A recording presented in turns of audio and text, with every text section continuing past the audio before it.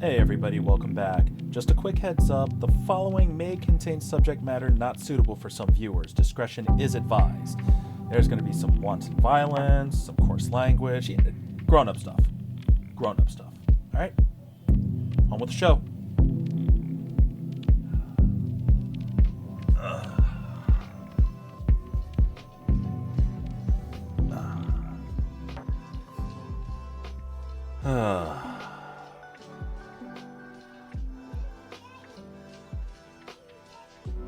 I've got thoughts. And every time I try to put my thoughts together, even if I write them down, it just gets jumbled in some random BS. Adult ADD, am I right? Anyway. Over the past few weeks, we have arguably enjoyed one of the biggest beefs hip-hop has ever seen, like in the 2000s. And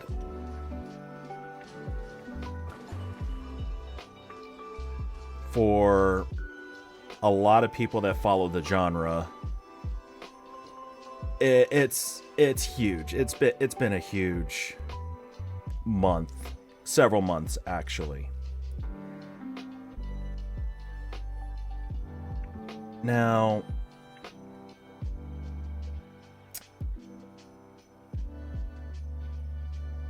for as long as hip hop has been around,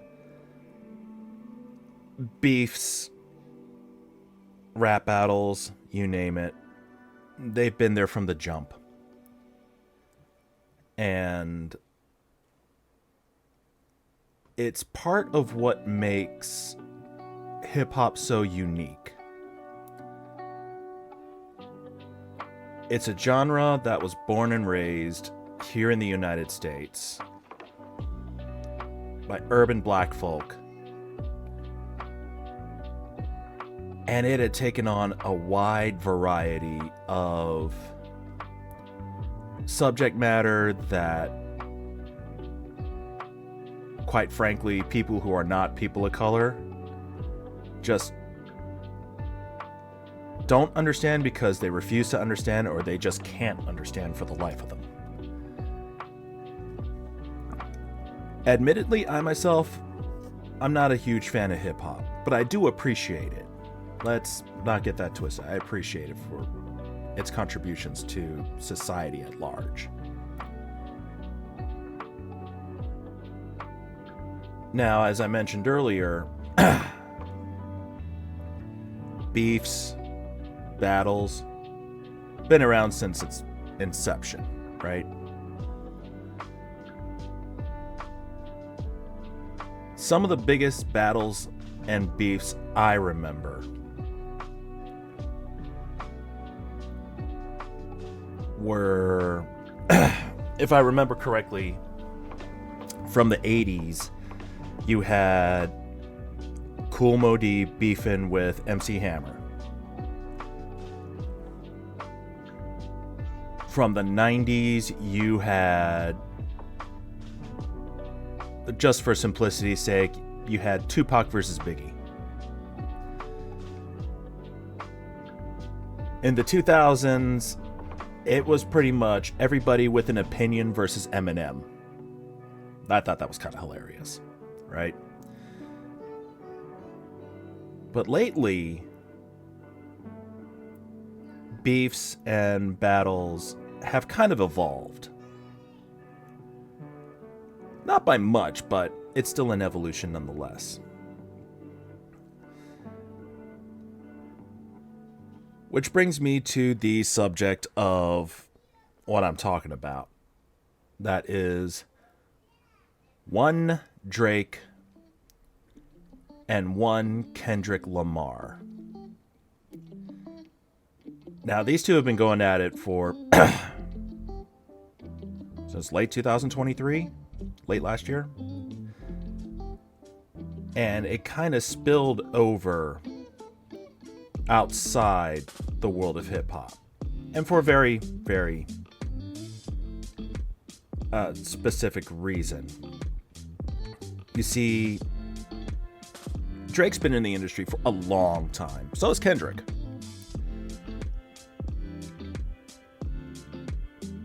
And from what I gathered, this beef started from what was seen as a misunderstanding thanks to one J. Cole. Now, Cole was like, you know, there's the big three. You've got Drake, Kendrick, and me, right? Kendrick was like, fuck the big three, it's big me. Now, in the spirit of hip-hop, you know, you expect something like this to happen, right? Drake took it the wrong way. And by taking it the wrong way, he started talking heavy about Kendrick. Trying to disqualify Kendrick from, you know, oh yeah, Kendrick, you're not the big you when you're this, that, and the other. But Kendrick let it slide. He was like, you know what? Let the man cook. At the end of the day, they were still friends, right?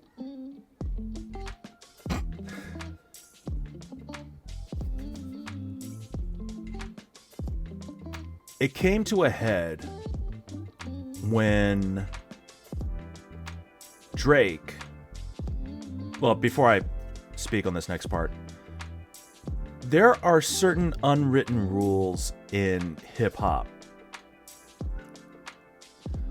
Chief of which is, if you have people in your circle that don't have skin in the game, they're off limits. Case in point, Eminem's daughter, Haley. I'll speak on that in a minute, but some of you that know. So, back to the whole Drake-Kendrick thing.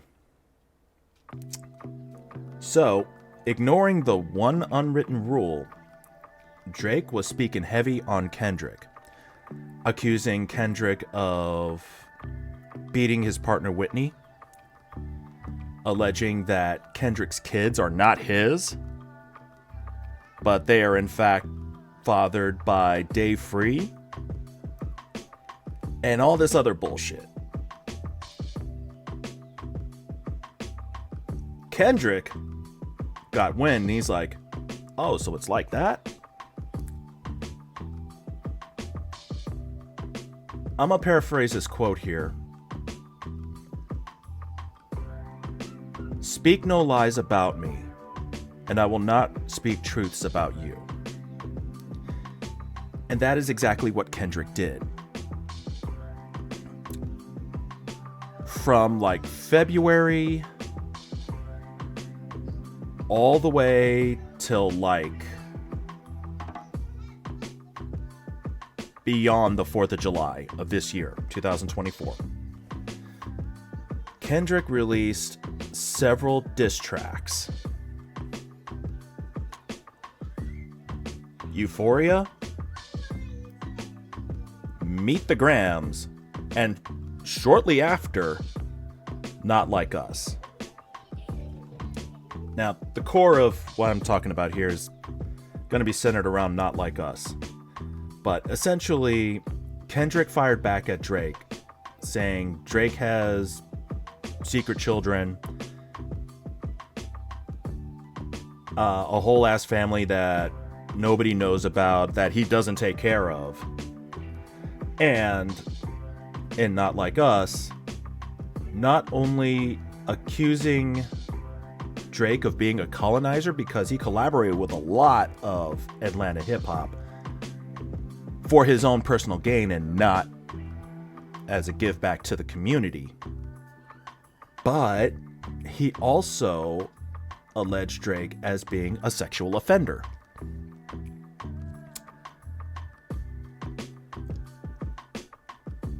Now, over the course of several months, starting from April leading up to Juneteenth, and ultimately, culminating in late July,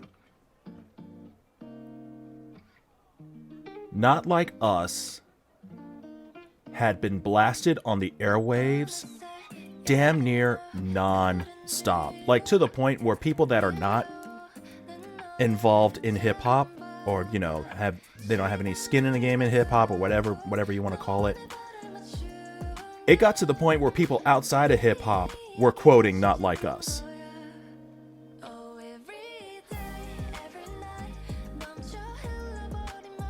It's amazing. It really is. And it is the quintessential 2020s hip-hop beef. Because I guarantee you, from like 2030s or 2040s onward, people are going to look back at the Drake-Kendrick beef as a fond memory, while two other, hip-hop artists start their beef, right? It's a cycle. It's a cycle. But this cycle is unique. It is unique. Why is it unique?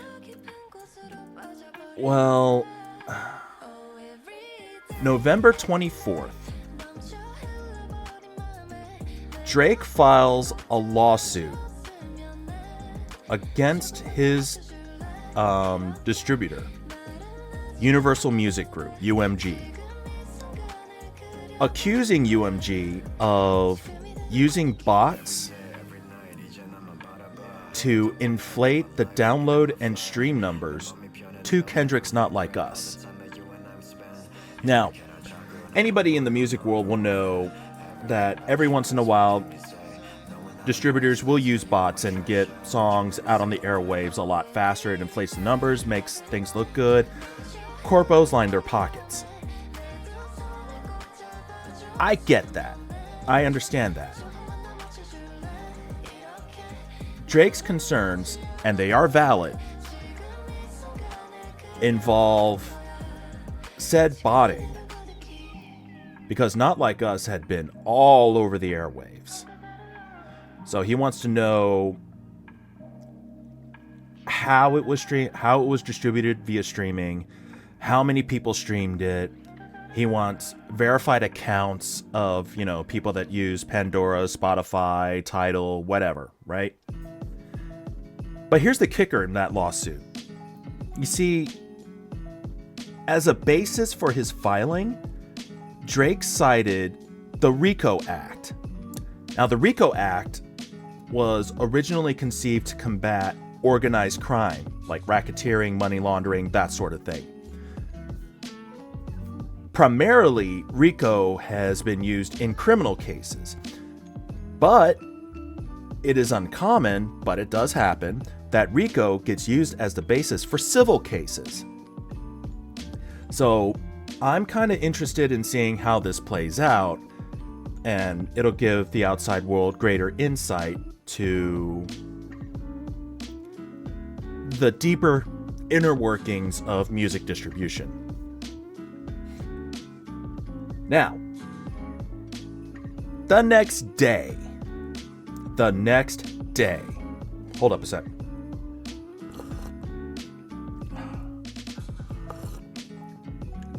God damn, that's some serious gourmet shit. Anyway, Drake files a secondary lawsuit against UMG.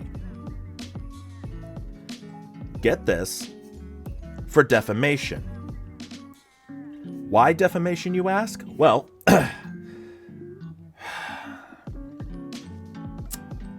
say, Drake, I heard you like him young. You better never go to cell block 1. If any talk to him, they in love, you best make sure you hide your little sister from him. That's not the worst part. The worst part, he alleges, was certified lover boy, certified...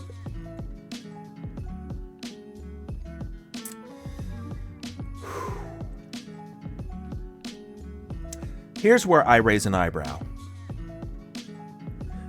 I mentioned a few times before earlier that as long as hip-hop's been around, there's always been beefs and battles. Right? They've been battling for months. Until Not Like Us. And from the release of Not Like Us,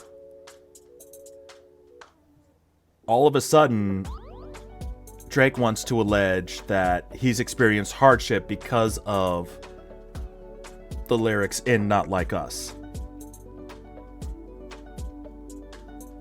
Calling him a colonizer, oh yeah, he'll let that slide. Clap it back about his family, he'll let that slide. But calling him a sex offender? That's, no, he crossed the line there. Look, as far as battles go, you're fighting with a pen. You're fighting with a pencil. Hip-hop doesn't become a sport where the beef spills over and turns into violence. It just isn't. Not anymore, right? A perfect example of it would be, Biggie and Tupac, where it ended with both men being killed. I am also interested in this case because it carries some very...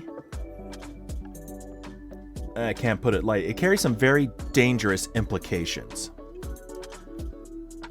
The implications being, okay, if Drake is able to win against his lawsuit and effectively censor Not Like Us because the lyrics of Not Like Us are hurting Drake's career, Ja Rule, by that logic, Ja Rule can go ahead and file lawsuits against 50 Cent for preventing the advancement of Ja's career during their beef together. And one of the biggest rumors involved is that 50 Cent would buy out the front rows in most of Ja Rule's shows so that the venues would be mostly empty when Ja Rule performs. Don't know if that's confirmed or not. Hey. Another big implication along that, using that logic. The estate of Tupac Shakur, the estate of Christopher Wallace, aka Notorious B.I.G., aka Biggie Smalls. The estate for Biggie Smalls can go after Suge Knight for publishing Tupac's Hit 'Em Up and keeping it on the airwaves as long as it did. So, if y'all remember the whole East Coast, West Coast thing, Tupac's Hit 'Em Up was the biggest diss track of the 1990s. Now, also going by that logic, Benzino, who a lot of us that have some skin in the game or have some, passing knowledge of it, Benzino could file a lawsuit against Eminem for Eminem dissing Benzino as badly as Eminem did. Now, Zeno had tried to stay relevant by going after Eminem for years. It's common knowledge at this point. It's one of the reasons why I don't want that defamation suit to succeed, because of the implications that it carries with it. I know I may seem like I'm rambling, but just if you break it down, yeah. It's one thing to sue your label for inflating numbers. It's another thing to sue your label for knowingly releasing a track that, for all intents and purposes, was in response to some shit you started. So is it safe to say that Drake is crashing out? Yeah, he is in the middle of a big crash out. I mean, I haven't seen anybody crash out this hard since Kanye. Kanye crashed out. So, what will the next few months bring? I don't know. I honestly don't know. But I am genuinely curious as to how these lawsuits are going to play out. The first one, because, you know, we want to have greater insight and transparency into how the distribution business works. The second one, Kendrick hurt my feelings. It's not, and I gotta get the legal system to shut him up. See, I really don't want to play that card, but history has shown that white people do weaponize law enforcement, or the legal system at the very least, to their own benefit. Because people of color are doing things that they don't like. Drake's half white. You figure out the rest.